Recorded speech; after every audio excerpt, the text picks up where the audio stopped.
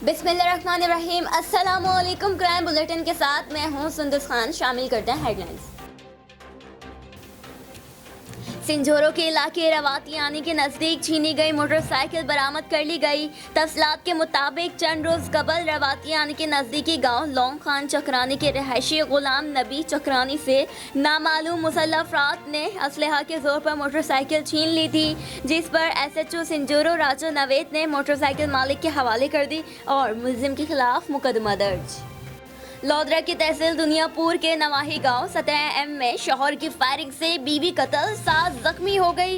मुलजिम ने घरेलू झगड़े पर फायरिंग की। थाना सदर पुलिस ने मुलजिम को हिरासत में ले लिया। जख्मी खातून को लोधरा के अस्पताल मुंतकिल कर दिया गया। मुलजिम के खिलाफ मुकदमा दर्ज, तफ्तीश जारी।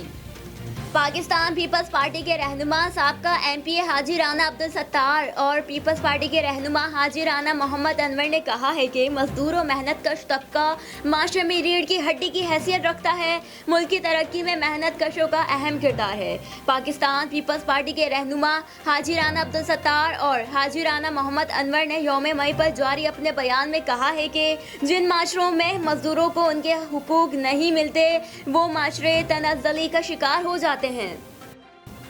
दादू में PS जेलों के SHO तारिक कहरो की कार्रवाई।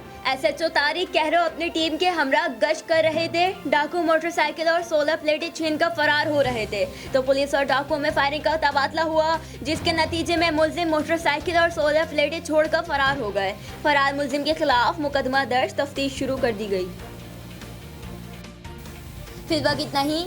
मज़ीद खबरों और अपडेट्स के लिए विजिट कीजिए हमारी वेबसाइट csnlive.tv। इसके अलावा आप हमें फेसबुक और ट्विटर पर भी ज्वाइन कर सकते हैं। देखते रहिए CSN।